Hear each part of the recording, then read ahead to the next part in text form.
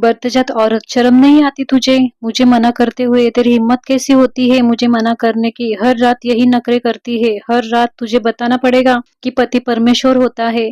एक तो बेटी पैदा करके दी, उस पर छूने नहीं देगी अपने को। सती सावित्री बनती है। नशे में धुत पारस उलझ-लुल बकते हुए नीता को दबोचने की चेष्टा में उसके ऊपर चढ़ गया। नीता की गर्दन पर शिकंजा कसते हुए बोला, यार दोस्तों के साथ तो ही करती है और पति के पास आते ही रोती सूरत बना लेती है। सुन, मुझे एक बेटा चाहिए। यदि सीधे से मानी नहीं तो जान ले लूंगा। नशे में चूर पारस को एहसास ही नहीं था कि उसने नीता की गर्दन को कसकर दबा रखा है। दर्द से झटपटी नीता खुद को छुड़ाने की कोशिश कर रही थी। अंत में उसने खुद को छुड़ाने के लिए पारस की जांघों के बीच कस के लात मारी। दर्द से तड़पते हुए पारस एक तरफ लुढ़क गया। मौका पाते ही नीता पलंग से उतरकर भागी और फिर जोर से चिल्लाते हुए बोली, नहीं पैदा करनी तुम्हारे जैसे जानवर से एक और संतान। मेरे लिए मेरी बेटी ही सब कुछ है। पारस जब तक अपने आप को संभालता, नीता ने कमरे से बाहर आकर दरवाजे की कुंडी लगा दी। हर रात यही दोहराया जाता था, पर आज पहली बार नीता ने कोई प्रतिक्रिया दी। मगर अब उसे डर लग रहा था, न सिर्फ अपने लिए बल्कि अपनी 3 साल की नन्ही बिटिया के लिए भी। फिर क्या करे क्या नहीं की मनोस्थिति से उभरते हुए उसने तुरंत घर छोड़ने का फैसला ले लिया। उसने एक ऐसा फैसला लिया जिसका अंजाम वह खुद भी नहीं जानती थी, पर इतना जरूर था कि उससे बुरा तो भविष्य नहीं ही होगा। नीता ने जल्दी जल्दी अलमारी में छिपा रखे रुपए निकाले और फिर नन्ही गुड़िया को शॉल से ढककर घर से बाहर निकल गई। निकलते वक्त उसकी आंखों में आंसू आ गए, पर उसने पीछे मुड़कर नहीं देखा। वह घर जिसमें उसने 7 साल गुजार दिए थे कभी अपना ही नहीं हो पाया। जनवरी की कड़ाके की ठंड और सन्नाटे में डूबी सड़क ने उसे ठंड से ज्यादा डर से कपा दिया, पर वापस जाने का मतलब था अपनी जान गंवाना, क्योंकि आज की प्रतिक्रिया ने पति के पुरुष जात को उसने अहंकार पर चोट पहुंचाई है और इसके लिए वह उसे कभी माफ नहीं करेगा। यही सोचते हुए नीता ने कदम आगे बढ़ा दिए, पर कहाँ जाए कैसे जाए, सवाल निरंतर उसके मन में चल रहे थे। नन्ही सी गुड़िया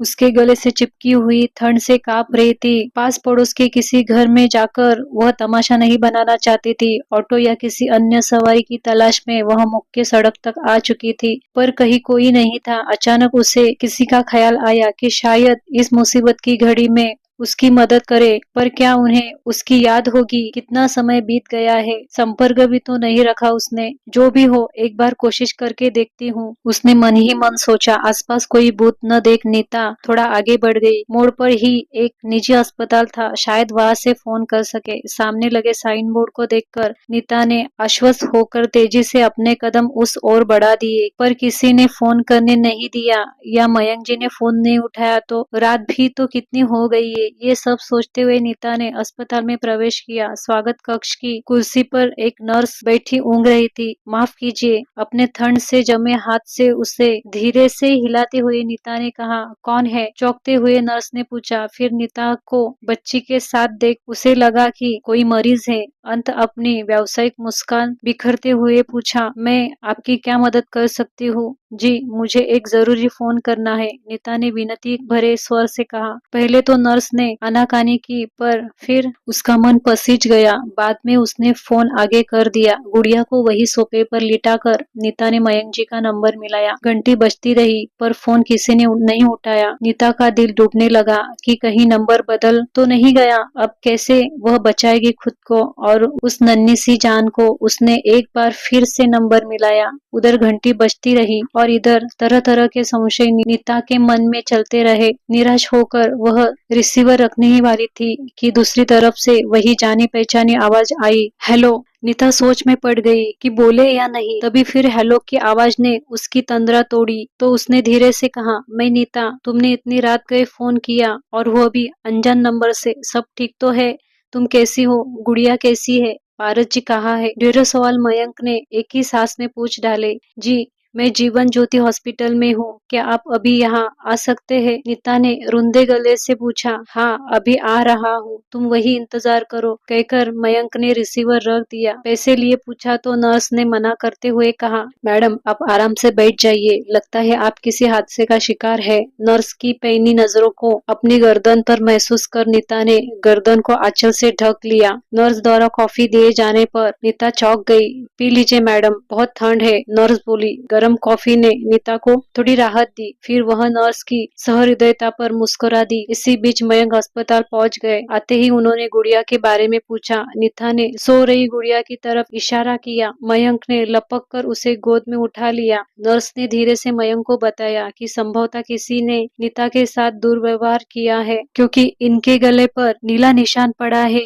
नर्स को धन्यवाद देते हुए मयंक ने गुड़िया को और कस के चिपका लिया। बाहर निकलते ही नीता ठंड से कांप उठी। तभी मयंक ने उसे अपनी जैकेट देते हुए कहा, पहन लो वरना ठंड लग जाएगी। नीता ने चुपचाप जैकेट पहन ली और उनके पीछे चल पड़ी। कार की पिछली सीट पर गुड़िया को लिटाते हुए मयंक ने नीता को बैठने को कहा, फिर खुद ड्राइविंग सीट पर बैठ गए। मयंक के घर पहुंचने तक दोनों खामोश रहे। कार के रुकते ही नीता ने गुड़िया को निकालना चाहा, पर मयंक ने उसे घर की चाबी देते हुए दरवाजा खोलने को कहा और फिर खुद धीरे से गुड़िया को उठा लिया। घर के अंदर आते ही उन्होंने गुड़िया को बिस्तर पर लिटाकर रजाई से ढक लिया। नीता ने कुछ कहना चाहा तो उसे चुप रहने का इशारा कर एक कंबल उठाया और बाहर सोफे पर लेट गए। दुविधा में खड़ी नीता सोच रही थी कि कितनी ठंड है। घर का मालिक बाहर सोफे पर और मैं उनके बिस्तर पर इतनी रात गए वो उनसे कोई तर्क भी नहीं करना चाहती थी, इसलिए चुपचाप गुड़िया के पास लेट गई। लेटते ही उसे एहसास हुआ कि वह बुरी तरह से थकी हुई है। आंखें बंद करते ही नींद ने दबोच लिया। सुबह रसोई में बर्तनों की आवाज से नीता की नींद खुल गई। बाहर निकलकर देखा मयंक चाय नाश्ते की तैयारी कर रहे थे। नीता शॉल ओढ़कर रसोई में आ गई और धीरे से बोली, आप तैयार हो जाए, ये सब मैं कर देती हूँ, मुझे आदत है, तुम थोड़ी देर और सो लो। मयंक ने जवाब दिया। नीता ने अपनी भर आई आंखों से मयंक की तरफ देखा। इन आंखों के आगे वे पहले भी हार जाते थे और आज भी हार गए। फिर चुपचाप बाहर निकल गए। मयंक के तैयार होने तक नीता ने चाय नाश्ता तैयार कर मेज पर रख दिया। नाश्ता करते हुए मयंक ने धीरे से कहा, बरसों बाद तुम्हारे हाथ का बना नाश्ता कर रहा हूँ। और फिर चाय के साथ आंसू भी पी गए। जाते जाते नीता की तरफ देख बोले, मैं लंच ऑफिस में करता हूँ, तुम अपना और गुड़िया का ख्याल रखना और थोड़ी देर सो लेना। और फिर ऑफिस चले गए। दूर तक नीता की नजरें उन्हें जाते हुए देखती रही, ठीक वैसे ही जैसे 3 साल पहले देखा करती थी जब वे पड़ोसी थे। तब कई बार मयंक ने नीता को पारस क्रूरता से बचाया था। इसी दौरान दोनों के दिल में एक दूसरे के लिए प्रति कोमल भावनाएं जागृत हुई थी, पर नीता को उसकी मर्यादा ने और मयंक को उसके प्यार ने कभी इजहार करने नहीं दिया, क्योंकि मयंक नीता की बहुत इज्जत भी करते थे। वे नहीं चाहते थे कि उनके कारण नीता कोई मुसीबत में फंस जाए। यही सब सोचते आंखों में भर आए आंसुओं को पोंछकर नीता ने दरवाजा बंद किया और फिर गुड़िया के पास आकर लेट गई। पता नहीं कितनी देर सोती रही। गुड़िया के रोने से नींद खुली तो देखा 11 बज रहे थे। जल्दी से उठकर उसने गुड़िया को गर्म पानी से नहलाया और फिर दूध गर्म करके दिया। बाद में पूरे घर को व्यवस्थित कर खुद नहाने गई। पहनने को कुछ नहीं मिला तो संकुचाते हुए मयंक की अलमारी में उनका ट्रैक सूट निकाल कर पहन लिया और फिर टीवी चालू कर दिया। मयंक ऑफिस तो चले आए थे, पर नन्ही गुड़िया और नीता का ख्याल उन्हें बार बार आ रहा था। तभी उन्हें ध्यान आया कि उन दोनों के पास तो कपड़े भी नहीं है, नई जगह, गुड़िया भी तंग कर रही होगी। यही सब सोचकर उन्होंने आधे दिन की छुट्टी ली। दोस्तों, आपको कहानी का पार्ट 1 अच्छा लगा हो तो वीडियो के लिए कमेंट में अपनी राय जरूर दे। वीडियो को एक लाइक तो बनता है। कहानी के पार्ट 2 के लिए चैनल को सब्सक्राइब जरूर कीजिए। दोस्तों, आपका कीमती समय देने के लिए दिल से शुक्रिया। मिलते हैं अगली वीडियो के साथ। दिल से थैंक्स फॉर वॉचिंग।